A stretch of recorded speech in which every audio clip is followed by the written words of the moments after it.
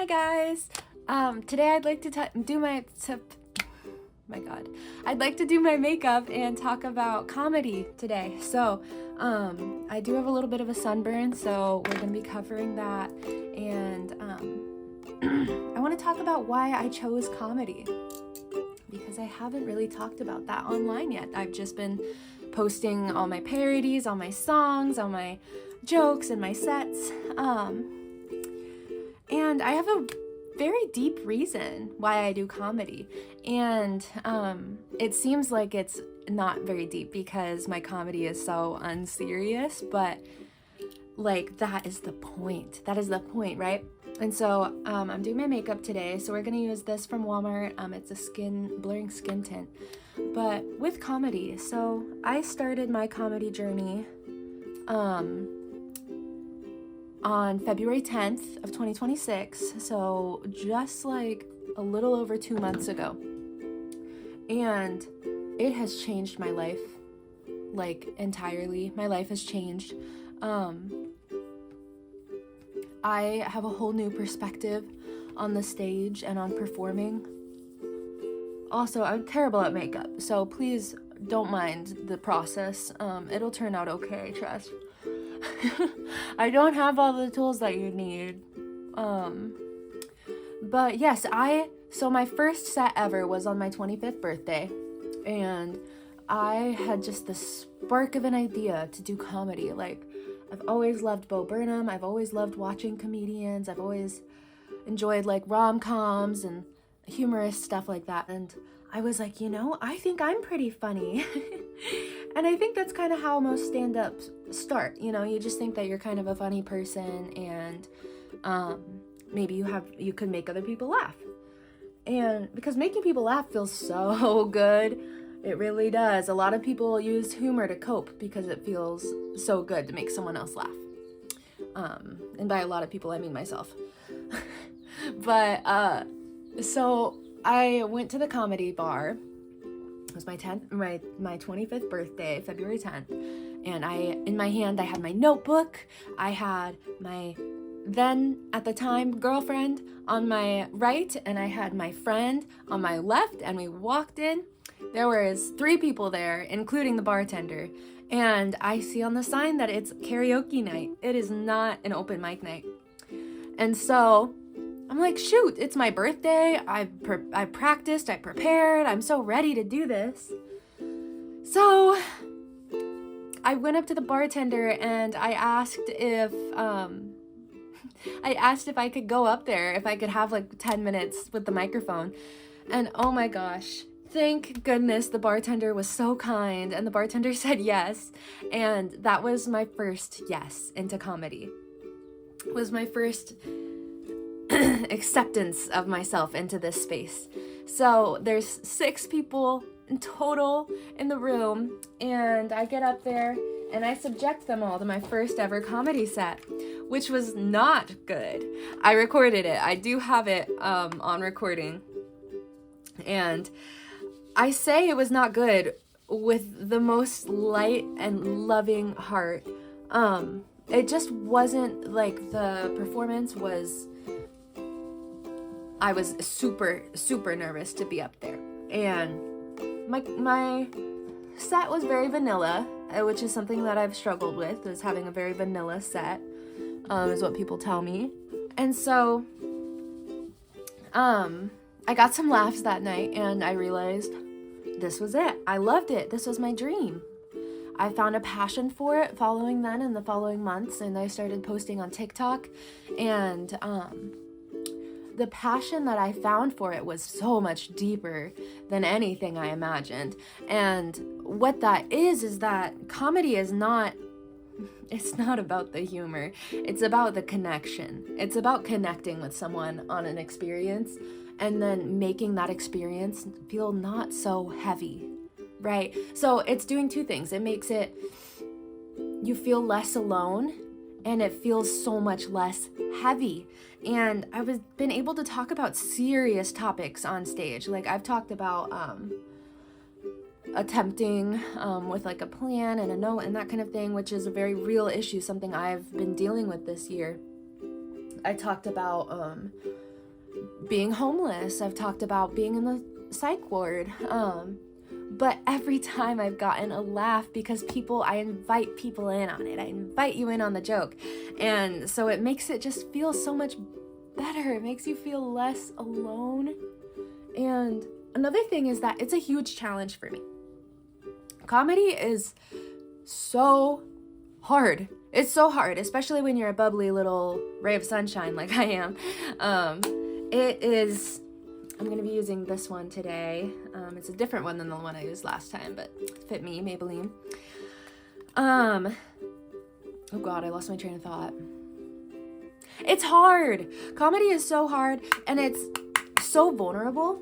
You are subjecting yourself to being laughed at in the worst possible way. Or even worse, not getting laughed at. That's even worse. The silence hurts. It's like a physical, like emptiness in your soul when you tell a joke that you think is funny and nobody laughs. Especially once you already hit the punchline and it's still just no laughs, nothing. I've done this a couple times. So my worst experience on set was when I was manic at the time. That's important to note. And I went on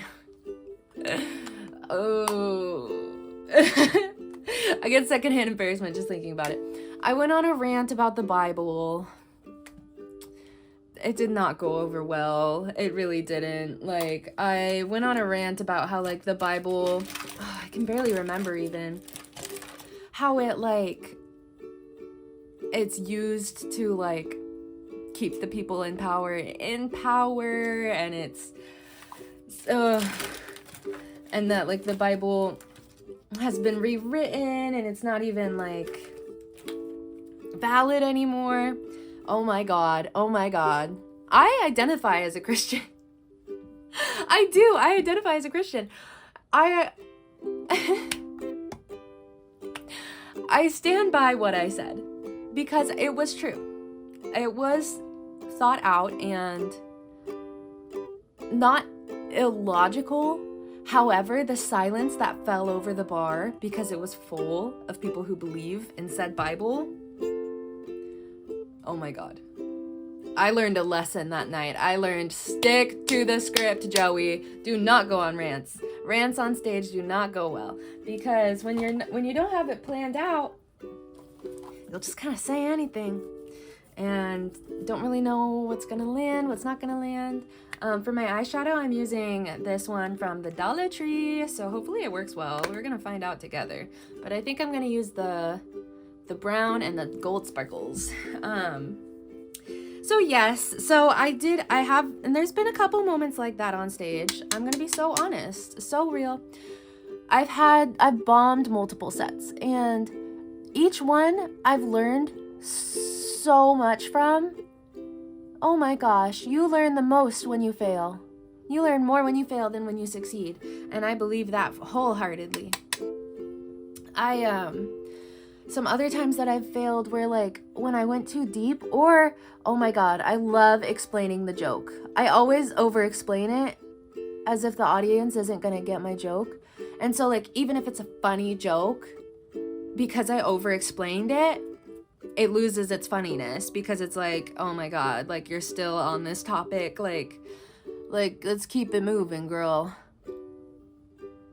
So I've learned not to over-explain, not to be too vanilla. And when I say vanilla, I mean, people called me very pink. They said that, like, it's just too pink. And I was trying to figure out what that meant. I was like, okay, well, I am pink. I love the color pink. Everything I do is going to be involved with pink. So how is this a negative thing if it's too pink? I'm confused. And I realized it was because I was too afraid to take risks. I'm going to switch to using my highlighter instead of the gold because that gold didn't really work. But the point is that you have to take risks. If you're too afraid to be liked by, if you're so obsessed with being liked by everybody, then nobody's going to love you. And I mean, that comes off harsh. You will always find love in everything, even if you're concerned with being liked. But when you are willing to speak your mind and speak the truth, and not just the half-hearted truth, the full truth, people will be more invested. People will be more interested. And when they're listening to what you have to say, they'll hear the joke. And that's where you cannot over-explain your jokes. And you have to trust that the audience is not dumb. You have to trust that they are intelligent enough to understand your comedy, which is very hard. I always think, like, maybe, like, what if they don't hear it the first time, you know, on the microphone? What if the microphone cuts out? What if XYZ, you know, like what if they just didn't quite get it and they would think it was funny if I explained it a little better?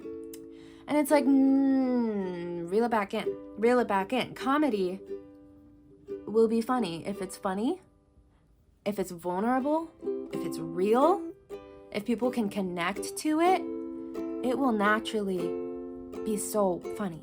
It will be. Especially if you're just yourself. Like, I am going to be unapologetically Joey 100% of the time. And I found that people love that. And people hate that. But at least they don't just like me. I don't care to be liked.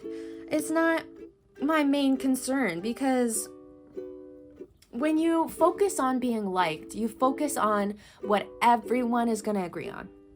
You focus on what everyone is going to find peace in and agree with. And if you do that in the comedy stage, if you do that in the comedy world, people will see right through you. They'll see that you're just telling a dad joke, or they'll see that you're just telling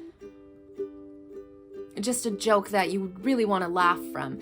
You got to stop dying for that laugh from the audience, is a lesson that I've learned. And really, really rejoice in the silence. Some comedians view silence as punishment. They view it as like the audience is punishing them for maybe telling a bad joke or being too vulnerable or not being well liked. When that is not the case. Silence can often mean listening. It means that they're paying attention. They're trying to understand exactly who you are and what you're saying. And silence can sometimes tell you what you missed. What was the missing point in what you said? Because if there's silence when you expected or wanted a laugh, there is a reason that there is silence. Is it the specific crowd that is out that night? Because I've had crowds that are amazing and think I'm hilarious, and they really connect with my story. They connect with who I am. They think I'm really fun. And then there's audiences. I had an audience that had a group of like 19-year-old college students, and they were kind of like frat, kind of popular vibes. They hated my set. They were talking over me, which that is the worst, right? Right? When you consider what the worst outcome is of comedy, it's just being talked over. It's being unseen, not losing your opportunity to even connect with people while you're on the stage. And so having an audience that's unwilling to participate really does make it a lot harder. But I find that most open mics will have an audience of people that want to hear the comedians. So another piece is, what are the core values that you are implementing into your set? What core values are you living by when you get up on that stage? Are you just getting up there to punch everybody, and like, are you not afraid to offend everybody? There is a line. Everyone knows that there's a line, but not everyone knows where the line is. And for me, the line is anything that is not rooted in integrity, that is not rooted in love, that is not rooted in courage, and that is not rooted in humility. Love, integrity, humility, courage. Those are the 4 things you need to be a stand-up comedian with pure intentions and values. And whenever I write a set, I look back and I think, who am I punching? Who am I punching with this set? Am I punching down? Am I punching at someone who's poorer than me or less privileged than me? Am I punching someone who I love Am I making fun of my parents? Am I making fun of my ex?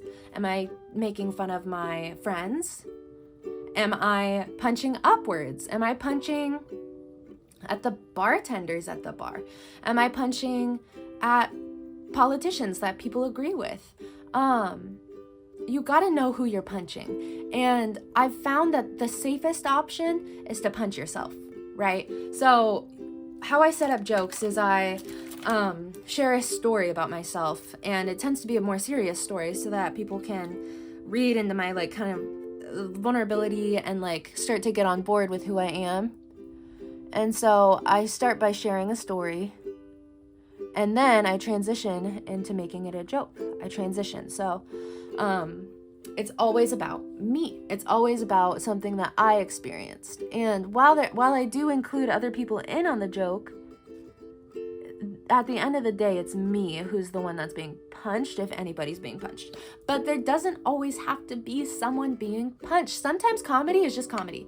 And sometimes you can make jokes about situations and experiences and not people. And that's another big point, is separating the actual people who lived through that experience with you from the experience will make you a better comedian. And not intentionally putting anyone down will also make you a better comedian. So people have a hard time with this. I've noticed a lot of like kind of bullying happening on stage or taking it too far. And I think that comes from when you stop punching yourself and you start punching the people who have hurt you, right? So if I started making a set about,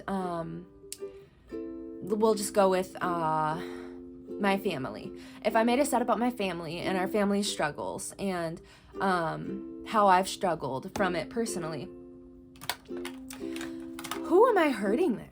I'm hurting my family, not myself. Not myself. I'm punching my family, and I do not want to punch my family, even though I've been hurt. So I guess my biggest point is, if you have integrity and you have courage and love and humility, those things will take you far. And as an artist in any capacity, people will see. They'll see your values because they will shine. So consider who you are as a person before getting on that stage. Consider that silence is not as bad as it sounds.